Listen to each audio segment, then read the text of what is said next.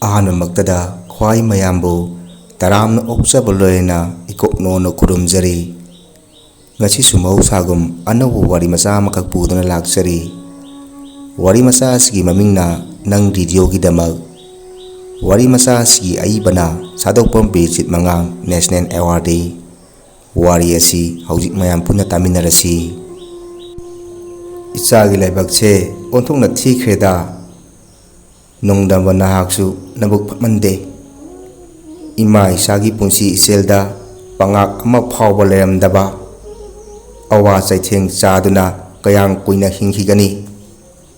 ꯍꯦ ꯇꯥꯏꯕꯪ ꯁꯦꯝꯕ ꯃꯄꯨ, ꯅꯪꯅ ꯇꯁꯦꯡꯅ ꯂꯩꯔꯝꯕ ꯊꯣꯛꯂꯕꯗꯤ ꯑꯃꯨꯛꯇ ꯂꯦꯞꯂꯔꯣꯏ ꯏꯃꯥꯡꯗ꯫ ꯊꯣꯛꯂꯔꯣꯏ ꯀꯅꯥꯁꯨ ꯄꯤꯗꯣꯜꯂꯕꯁꯤꯡꯒꯤꯗꯤ ꯊꯋꯥꯏ ꯄꯥꯟꯕ ꯈꯨꯗꯤꯡꯃꯛꯅ ꯁꯣꯛꯅ ꯁꯝꯅꯅꯤꯡꯗꯦ꯫ ꯏꯟꯊꯣꯛꯄꯤꯔꯤ ꯌꯥꯝꯅ ꯊꯥꯞꯅ ꯑꯩꯒꯤꯗꯤ ꯅꯪꯇꯅ ꯑꯁꯥꯅꯤ, ꯄꯨꯝꯅꯃꯛ ꯅꯪꯒꯤꯅꯤ꯫ ꯏꯃꯥ, ꯏꯃꯥ, ꯏꯍꯦ ꯑꯩꯗꯤ ꯏꯃꯥ ꯂꯥꯏ ꯈꯨꯔꯨꯝꯕ ꯆꯠꯀꯅꯤ ꯍꯥꯏꯕꯗꯥꯏꯅꯦ?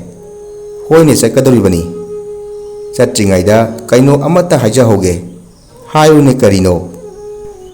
ꯔꯦꯗꯤꯑꯣꯁꯤ ꯃꯟꯁꯤꯜꯂꯛꯂꯦ, ꯑꯗꯨꯒ ꯅꯍꯥꯟꯁꯨ ꯇꯦꯕꯜ ꯊꯛꯇꯒꯤ ꯌꯨꯝꯂꯩꯃꯅ ꯀꯥꯎꯊꯕꯤꯔꯝꯕꯗꯒꯤ ꯃꯈꯣꯜ ꯏꯁꯦꯡ ꯁꯦꯡꯈꯤꯗ꯭ꯔꯦ꯫ ꯃꯃꯜꯗꯤ ꯀꯌꯥ ꯄꯤꯕꯅꯣ?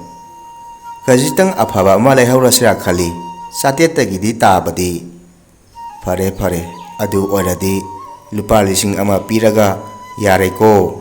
ꯏꯆꯥꯗꯤ ꯄꯨꯝꯅꯃꯛꯀꯤ ꯏꯆꯥꯅꯤ꯫ ꯒ꯭ꯔꯦꯇꯔ ꯏꯝꯐꯥꯜ ꯃꯅꯨꯡꯗ ꯍꯤꯡꯈꯣꯜ ꯆꯥꯎꯕꯁꯤꯡꯒꯤ ꯃꯅꯨꯡꯗ ꯃꯈꯣꯏꯒꯤꯁꯨ ꯑꯃꯅꯤ꯫ ꯍꯤꯡꯈꯣꯜꯗ ꯊꯣꯛꯄ ꯄꯣꯠꯊꯣꯛꯇꯅ ꯄꯨꯝꯅꯃꯛ ꯏꯔꯥꯏ ꯂꯥꯏꯅ ꯀꯣꯟꯅꯖꯩ꯫ ꯂꯩꯀꯥꯏꯗ ꯂꯥꯏꯔꯤꯛ ꯂꯥꯏꯁꯨ ꯊꯋꯥꯏ ꯌꯥꯎꯖꯕ, ꯅꯤꯁꯥ ꯆꯥꯖꯗꯕ, ꯂꯩꯇ ꯂꯥꯏꯔꯗ ꯃꯇꯦꯡ ꯄꯥꯡꯒꯟꯕ ꯏꯟꯖꯤꯅꯤꯌꯥꯔ ꯇꯥꯃꯣꯁꯨ ꯏꯆꯥꯕꯨ ꯂꯨꯅ ꯇꯧꯖꯩ꯫ ꯃꯥꯒꯤ ꯀꯔꯤ ꯀꯔꯤꯅꯣ ꯍꯦꯛꯇꯃꯛ ꯃꯇꯦꯡ ꯄꯥꯡꯂꯛꯏ꯫ ꯇꯥꯃꯣ ꯏꯟꯖꯤꯅꯤꯌꯥꯔꯒꯤ ꯈ꯭ꯋꯥꯏꯗꯒꯤ ꯑꯁꯥꯎꯕꯁꯤ ꯉꯥꯎꯁꯤꯟꯅꯕ ꯅꯤꯁꯥ ꯆꯥꯕꯁꯤꯅꯤ꯫ ꯅꯣꯡꯃꯒꯤ ꯃꯅꯨꯡꯗ ꯔꯦꯗꯤꯑꯣꯁꯤ ꯑꯃꯨꯛꯇꯪ ꯇꯥꯕ ꯐꯪꯍꯧꯗꯕꯁꯤ ꯅꯨꯃꯤꯠꯇꯨꯃ ꯏꯆꯥꯗꯤ ꯍꯥꯝꯅ ꯊꯟꯕ ꯑꯣꯏꯔꯤ ꯄꯣꯠꯅꯤ꯫ ꯃꯤꯑꯣꯏꯕꯒꯤ ꯑꯄꯥꯝꯕ ꯃꯤ ꯑꯃꯒ ꯑꯃꯒ ꯀꯩꯗꯧꯅꯨꯡꯇ ꯃꯥꯟꯅꯗꯦ꯫ ꯏꯆꯥꯒꯤ ꯑꯄꯥꯝꯕꯅ ꯔꯦꯗꯤꯑꯣ ꯑꯣꯏꯔꯨꯕꯒꯤ ꯋꯥꯅꯤ꯫ ꯊꯕꯛ ꯆꯠꯊꯣꯛꯂꯨꯕ ꯇꯥꯔꯕꯁꯨ ꯔꯦꯗꯤꯑꯣꯒꯤ ꯃꯊꯦꯜ ꯑꯃꯇꯪ ꯆꯥꯍꯧꯗ꯭ꯔꯕꯗꯤ ꯇꯨꯝꯕ ꯐꯥꯎꯕ ꯍꯦꯛꯇ ꯌꯥꯗꯦ꯫ ꯂꯩꯀꯥꯏꯗ ꯀꯅꯥꯒꯨꯝꯕꯁꯤꯡꯅ ꯔꯦꯗꯤꯑꯣꯗ ꯁꯟꯗꯣꯛꯈꯤꯕ ꯊꯧꯔꯝꯁꯤꯡ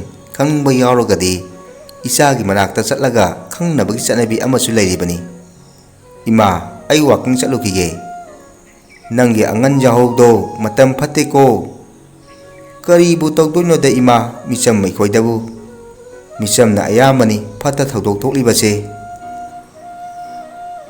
ꯀꯔꯤꯅꯣ ꯃꯤꯈꯣꯜꯁꯨ ꯏꯇꯥ ꯇꯥꯗꯦꯗ? ꯆꯠꯂꯤ ꯂꯦꯞꯇꯅ꯫ ꯈꯨꯃꯟꯅ ꯃꯉꯥꯡꯗ ꯊꯧꯗꯥ ꯁꯤꯟꯅꯕ ꯃꯇꯝ ꯌꯧꯔꯛꯂꯦ꯫ ꯀꯅꯥ ꯀꯅꯥꯅꯣ ꯈꯔꯗꯤ ꯃꯎꯔꯛꯑꯦ꯫ ꯏꯕꯨꯡꯉꯣ ꯏꯆꯥ ꯅꯠꯇ꯭ꯔꯣ? ꯀꯔꯤꯒꯤ ꯑꯣꯏꯗꯅꯤ, ꯑꯩꯅꯤꯅꯦ ꯃꯥꯃ꯫ ꯏꯕꯨꯡꯉꯣ ꯉꯁꯤꯗꯤ ꯔꯦꯗꯤꯑꯣ ꯎꯗꯦꯅ? ꯍꯣꯏ ꯃꯥꯃ, ꯀꯩꯗꯧꯔꯦ? ꯌꯥꯝꯅ ꯉꯟꯃꯟꯕꯁꯤꯗ꯫ ꯂꯥꯛꯑꯣ, ꯉꯁꯤꯗꯤ ꯈꯔꯁꯨ ꯉꯜꯂꯕꯅꯤꯅ ꯈꯔ ꯁꯥꯡꯅ ꯈꯣꯡꯁꯤ ꯋꯥꯍꯜꯂꯁꯤ꯫ ꯐꯅꯤ ꯃꯥꯃ꯫ ꯏꯆꯥ ꯃꯇꯝꯁꯤ ꯊꯥꯏꯅ ꯃꯃꯥꯡꯉꯩꯗꯒꯤꯗꯤ ꯌꯥꯝꯅ ꯆꯥꯎꯅ ꯑꯍꯣꯡꯕ ꯂꯥꯛꯂꯦ꯫ ꯃꯇꯝ ꯑꯃꯗ ꯂꯝꯍꯥꯡ ꯉꯥꯛꯇꯅꯤ, ꯑꯗꯨꯒ ꯉꯁꯤꯅ ꯌꯨꯝꯁꯤ ꯅꯨꯡꯁꯤꯠꯃꯨꯛ ꯀꯨꯡꯂꯦ꯫ ꯆꯨꯝꯃꯤ ꯑꯣꯖꯥ, ꯈꯣꯏꯔꯦꯟꯕ ꯄꯨꯡꯑꯣꯟ ꯑꯣꯜꯂꯦ꯫ ꯊꯥꯏꯅ ꯃꯃꯥꯡꯉꯩꯗ ꯃꯧꯅ ꯃꯀꯨꯒꯤ ꯃꯃꯥꯡꯗ ꯁꯝꯆꯠ ꯆꯠꯄꯁꯤ ꯆꯠꯅꯔꯝꯗꯦ, ꯀꯣꯛ ꯈꯨꯝꯅꯔꯝꯃꯤ, ꯄꯨꯝꯅꯃꯛ ꯃꯥꯡꯈ꯭ꯔꯦ꯫ ꯑꯣꯖꯥ, ꯑꯩꯒꯤ ꯊꯃꯣꯏꯗꯁꯨ ꯄꯦꯟꯖꯗꯕ ꯀꯥꯏꯊꯔꯛꯂꯕ ꯆꯠꯅꯕꯤ ꯑꯃꯁꯨ ꯎꯖꯩ꯫ ꯇꯥꯛꯄꯤꯌꯨ꯫ ꯃꯧꯅ ꯃꯀꯨꯗ ꯄꯥꯕ ꯃꯅꯦꯝꯗꯅ ꯏꯃꯥ, ꯑꯗꯨꯒ ꯃꯀꯨꯗ ꯃꯀꯣꯛ ꯈꯨꯝꯕꯗꯤ ꯂꯥꯏꯔꯗꯅ ꯃꯇꯩ ꯎꯕꯗ ꯐꯥꯎꯕ ꯈꯨꯝꯗꯕ ꯀꯅꯥꯒꯨꯝꯕ ꯌꯥꯎꯔꯤ꯫ ꯑꯗꯨꯒ ꯑꯃꯅ ꯃꯀꯨꯗ ꯆꯥꯕꯨ ꯑꯣꯏꯔꯣ ꯑꯃꯕꯨ ꯑꯣꯏꯔꯣ ꯃꯈꯨꯠꯇ ꯄꯤꯕ ꯊꯦꯡꯅꯔꯦ꯫ ꯃꯁꯤꯗꯤ ꯑꯣꯟꯊꯣꯛꯅ ꯄꯥꯝꯖꯈꯤꯗ꯭ꯔꯦ꯫ ꯆꯨꯝꯃꯤ ꯆꯨꯝꯃꯤ꯫ ꯃꯁꯤ ꯁꯦꯝꯗꯣꯛꯄꯗ ꯃꯇꯝ ꯌꯥꯝꯅ ꯆꯪꯒꯅꯤ, ꯑꯗꯨꯒ ꯁꯦꯝꯗꯣꯛꯎꯕ ꯑꯩꯈꯣꯏ ꯐꯥꯎꯕ ꯉꯥꯎꯕ ꯇꯥꯕꯁꯨ ꯈꯪꯄꯣꯟꯇꯦ꯫ ꯑꯣꯖꯥ, ꯑꯗꯨꯕꯨ ꯑꯩꯒꯤ ꯌꯨꯝꯗꯗꯤ ꯊꯣꯛꯇ꯭ꯔꯤ꯫ ꯃꯁꯤ ꯃꯐꯝ ꯈꯔꯗ ꯇꯧꯔꯕꯁꯨ ꯃꯩꯇꯩ ꯆꯥꯁꯤꯡꯒꯤ ꯏꯃꯨꯡ ꯄꯨꯝꯅꯃꯛꯇ ꯇꯧꯏ ꯈꯟꯕꯗꯤ ꯂꯥꯟꯒꯗ꯭ꯔꯥ ꯈꯜꯂꯤ꯫ ꯑꯩꯈꯣꯏꯒꯤ ꯏꯃꯥꯟꯅꯕ ꯑꯃꯒꯤꯗꯁꯨ ꯅꯤꯇꯤ ꯅꯤꯌꯣꯝ ꯀꯥꯏꯗꯕ ꯈꯔꯗꯤ ꯎꯕ ꯐꯪꯖꯩ꯫ Ibungo, ngarangi pung 8 makhai numidangi pawdubu mai matangda karino khara yaukhibanine. Onthokpa thabak haibaduni mama nungai pawni haigani makhoinadi. Adubu munna khalurubadi afama pawna tabra khali. Manipur gi electric su privatize tawre haikre. Masita natana ana layeng sang kayasu privatization tawraba yana lairi hairi. Privatize tawbagi amang atong singna karino. Atai karisu natida mama government ki lairiba department singse private company singda sina thoktuna mathau pangthok hanbagi wanida. Adudi chap manadro manade kamdowna hanagidi sarkar gi nido aduga haujikna makhogi haibadi kanaguba misak khara khaki oibani. Makhoi khara khaki khubam nungda laikhrabanina makhoina leblokpa warep lorokpa thodang kudingda aikhoina yaba taba. Saijakpana salakpa isaigi nunggi wanthok manung joksinba ngamdrabasu ima ki nakta laklaga punamak khangledana. Aduga amana khonjen mapugi mapau tabasisu kunungai amani. Hena nungaribadi ibungona paudong wahai thamlakpasini. Mama khoina pangai haibire. Nangi mama angang jawgisu ngarang khonjen upu ama leire haibani. Mama leiringaida khara tangwa ama lehauko. Khangde nangna haiba Philips India gi duni. Amanbi yamna leibani ko. Makhoina makhal ahum puthurei. Chahum, chamni yangkai, chamapan yangkai. Aina leiraklibasina khwaidagi atangmaduni. Makhal di kamdawi. Adugibudi nangna takbidana khangledana khwaidagi thangkatpa wabido adunidana. Chumi oja aikhoina chahi yamjarabasu matang sidadi imakna heledana. Oja khorenba ai wakhandi khangdaba hangbada ikaibidaba akhangboda ojaniko. Mamagidibu khonthokpu kamdauge. Khonjendi pura chumle. Ibungo nang mamadagi video gi mahau mapung phana tangbasi nang mamana kharadi halamani ko. Hera oja angang jagsu haimankhre. Sumbu sumdro. Ojagidi imak isana amuk halambani. Ha ha ha. Mama khoyenba amadi mama angang jaw kaisu natabada kuchi marakta konabini. Adubu isa tawa masigi mathen amasu marakta thoklibani. Oja khoyenba rido tabi kanabasidi. Ibungo isa rido tabi kanabasidi aidi yamna farboy ninglubani. Aduga madi yamna fajana adum kanaramledana. Salisibu mangam isan salaktabagum tawida. Mangam salaktab nate. Salisi tiendre. Hoine ngayak pankisidina. Ibungo isa nangbu nahaina singsu tambalore karino training gasu salubadai. Haujik nangbu nyumban wakhandi leitibara. Mama matam walida. Pungsisu ayo omlale mama aibu. Hai pulap saminarasi magi video gi matam yomlani. Tingkatlamba isel magi panbu panthakibada laija thakta maron naina kuplamba kai isang singna ngamnamak isena yaukrabada isagi punsisu makalam lakhi. Sirinapam khangna lairamba ingkholdu ngasidi kachin koya yauna mathau taholle. Isa magi punsi nawa uringai matamdagi magi punsi lanfamda thaujan iri pirakhiba kayabu isomakni khanjari. Laikaida radio laramdaba kaya isagi sakti na henkibana radio gi mahau phangankhiba kaya yaukre. Imagi ibungo nangbu radio du matam chuppada tarabanina ayuki sepauksi laudarbasu yaraponi. Imagi wafamdusu lande adubu palem mahau di manade. Adubu ibungo nangbu sarkar gi thabak amadi ꯇꯧꯅꯕ ꯍꯣꯠꯅꯁꯤ ꯀꯩꯗꯧꯕꯒꯦ? ꯏꯃꯥ, ꯅꯆꯥꯅ ꯇꯧꯖꯔꯤꯕ ꯑꯁꯤꯗꯒꯤ ꯑꯇꯣꯞꯄ ꯊꯕꯛ ꯄꯥꯝꯖꯗ꯭ꯔꯦ. ꯑꯩꯗꯤ ꯃꯁꯤꯅ ꯍꯦꯟꯅ ꯃꯁꯥ ꯃꯔꯦꯡ ꯂꯣꯡꯊꯣꯛꯍꯜꯂꯝꯂꯒꯦ ꯈꯜꯂꯤ. ꯃꯤꯌꯥꯝꯅꯗꯤ ꯕꯣꯏꯂꯔ, ꯕꯅꯥꯔꯥꯁ, ꯀꯣꯏꯂꯔ ꯂꯣꯏꯅꯩ. ꯑꯗꯨꯒ ꯅꯪꯅ ꯃꯩꯇꯩ ꯉꯥꯅꯨ, ꯃꯩꯇꯩ ꯌꯦꯟ, ꯃꯩꯇꯩ ꯁꯟ, ꯃꯩꯇꯩ ꯉꯥ. ꯏꯃꯥ, ꯑꯩꯈꯣꯏꯒꯤ ꯃꯨꯠꯈꯤꯒꯗꯧꯔꯕ ꯃꯁꯤꯡ ꯌꯥꯝꯁꯤꯜꯂꯛꯇ꯭ꯔꯕ ꯁꯥ ꯉꯥꯁꯤꯡꯁꯦ ꯃꯥꯂꯦꯝꯗ ꯃꯁꯛ ꯈꯪꯍꯧꯅꯕꯅꯤ. ꯍꯧꯖꯤꯛ ꯃꯩꯇꯩ ꯉꯥꯀꯥ ꯑꯃꯒꯤ ꯃꯃꯜ ꯏꯃꯥ ꯈꯪꯕꯤꯔꯤꯗꯨꯅꯤ. ꯆꯨꯝꯃꯤ, ꯏꯆꯥꯅ ꯊꯥꯕ ꯃꯩꯇꯩ ꯇꯤꯜꯍꯧ ꯃꯄꯨꯟ ꯃꯆꯥ ꯑꯃꯗ ꯂꯨꯄꯥ 5ꯅꯤ. ꯏꯆꯥ, ꯅꯪꯒꯤꯁꯤꯗꯤ ꯄꯨꯔꯥ ꯃꯑꯣꯡ ꯑꯃꯅꯤꯗꯅ. ꯁꯤꯗꯒꯤꯁꯤꯗꯤ ꯃꯩꯇꯩ ꯌꯦꯟꯒ ꯃꯩꯇꯩ ꯉꯥꯅꯨꯒ ꯑꯇꯣꯞꯄ ꯃꯤꯔꯝꯒꯤ ꯌꯦꯟꯗꯤ ꯌꯥꯎꯗꯦꯅꯦ. ꯁꯤꯕꯨ ꯀꯥꯟꯅꯔꯤꯕ꯭ꯔꯥ? ꯃꯁꯤꯗꯒꯤ ꯑꯗꯨꯝ ꯀꯥꯟꯅꯕ ꯂꯥꯛꯏꯗ. ꯃꯁꯤꯗ ꯅꯠꯇ ꯑꯥꯗꯁꯨ ꯀꯔꯤ ꯀꯔꯤꯅꯣ ꯌꯥꯝꯅ ꯂꯩꯔꯤ ꯄꯣꯠꯅꯤ. ꯃꯥꯝꯃ ꯑꯅꯤꯅ ꯑꯩꯒꯤꯗ ꯂꯥꯛꯄꯤꯕꯕꯨ ꯀꯔꯤ ꯂꯩꯕꯤꯕꯒꯦ? ꯋꯥꯀꯤꯡ ꯊꯣꯛꯂꯛꯇꯕꯗꯨꯗ ꯀꯔꯤ ꯀꯔꯤ ꯇꯧꯔꯕ ꯍꯥꯏꯗꯨꯅ ꯂꯥꯛꯂꯤꯕꯅꯤ. ꯃꯥꯝꯃ ꯑꯅꯤ ꯉꯥꯏꯍꯥꯛꯇ ꯐꯝꯕꯤꯔꯝꯃꯨ.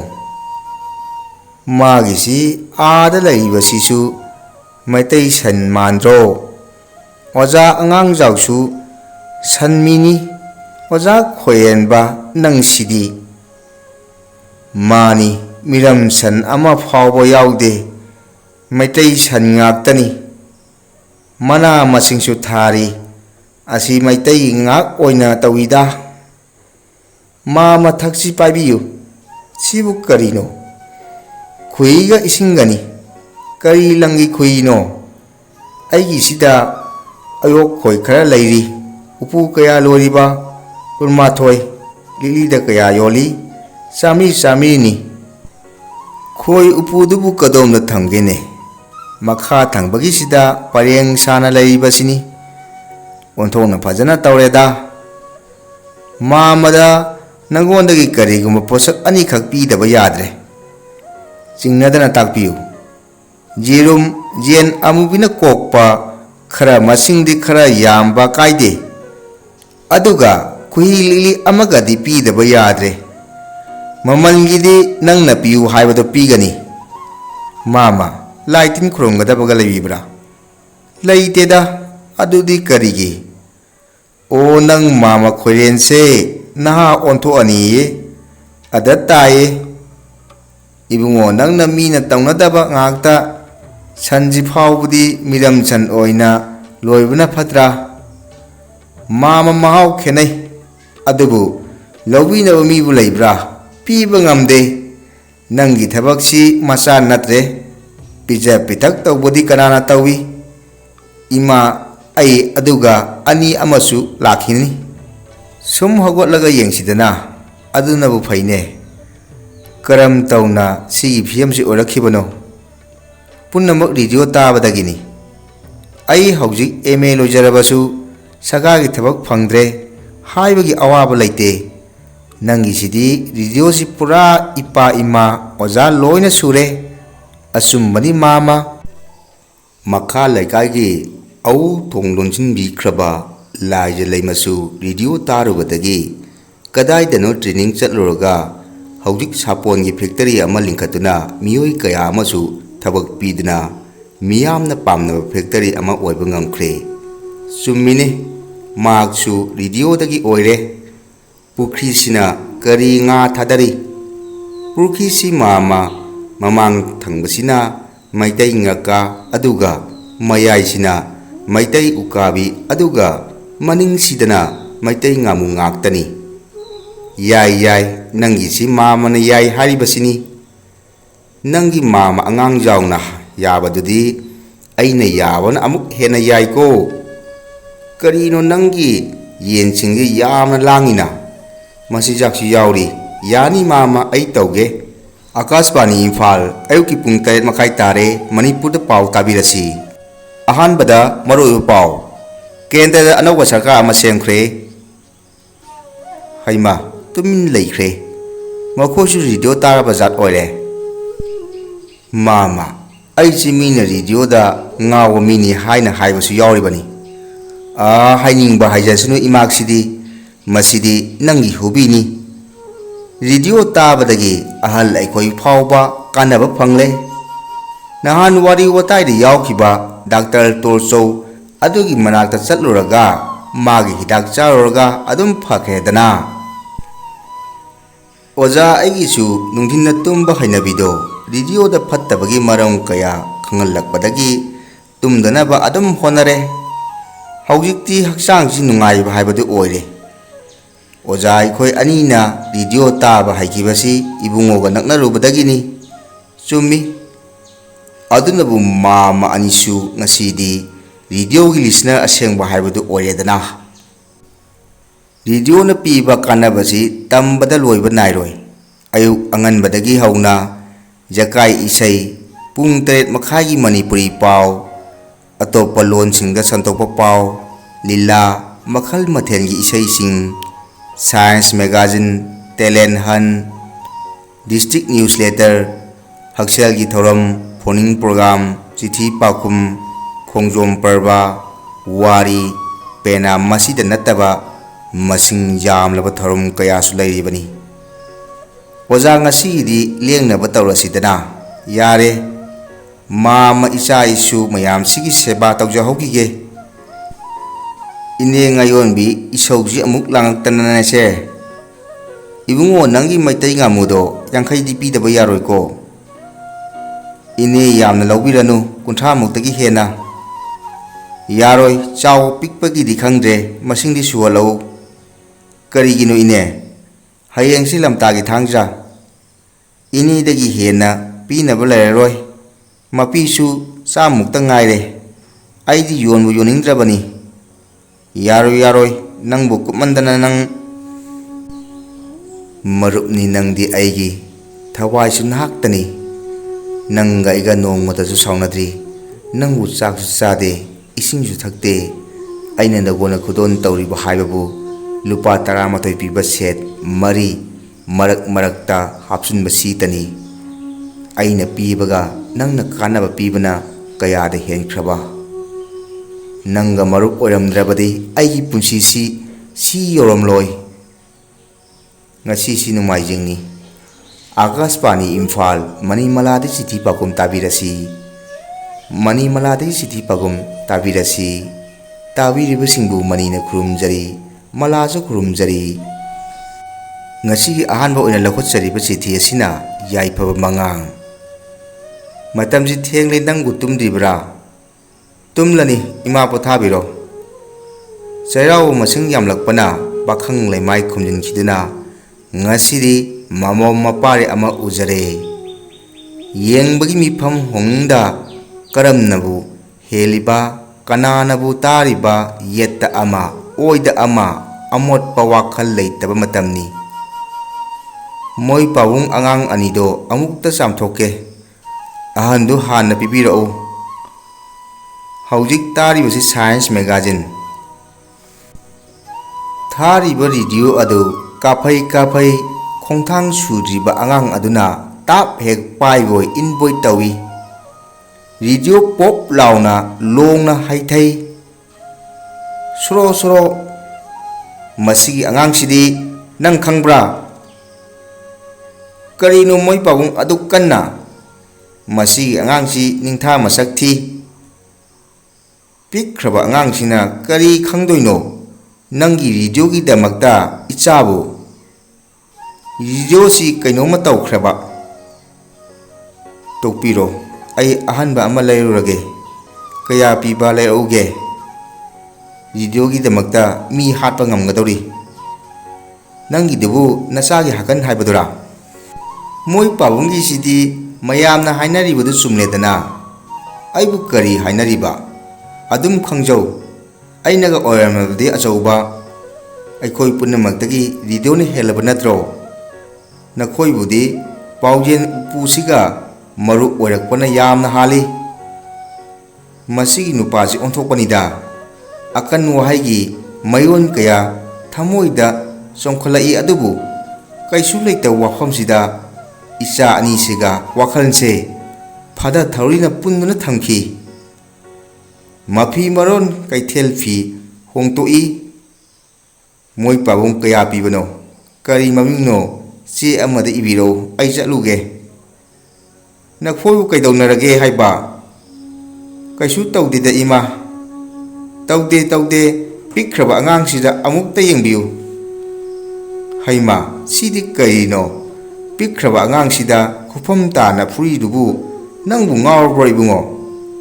ꯃꯁꯤ ꯃꯥꯒꯤ ꯔꯦꯗꯤꯑꯣꯒꯤ ꯃꯑꯣꯏꯔꯤꯅꯤ꯫ ꯃꯥꯅꯤ, ꯅꯪ ꯔꯦꯗꯤꯑꯣꯒꯤꯗꯃꯛ꯫ ꯃꯇꯥꯡ ꯑꯁꯤꯗ ꯋꯥꯔꯤ ꯑꯁꯤ ꯂꯣꯏꯁꯤꯟꯖꯔꯦ꯫ ꯋꯥꯔꯤ ꯑꯁꯤ ꯀꯔꯤ ꯀꯝꯗꯧꯕ ꯍꯥꯏꯕꯗꯨ ꯈ꯭ꯋꯥꯏ ꯃꯌꯥꯝꯅ ꯀꯃꯦꯟ ꯕꯣꯛꯁꯇ ꯊꯝꯕꯤꯔꯝꯃꯨ꯫ ꯑꯔꯣꯏꯕꯗ ꯈ꯭ꯋꯥꯏ ꯃꯌꯥꯝꯕꯨ ꯑꯃꯨꯛꯀ ꯍꯟꯅ ꯉꯥꯡꯐꯝ ꯁꯥꯝꯁꯨꯅ ꯑꯩꯍꯥꯛꯅ ꯏꯀꯣꯛ ꯅꯣꯟꯅ ꯈꯨꯔꯨꯝꯖꯔꯤ꯫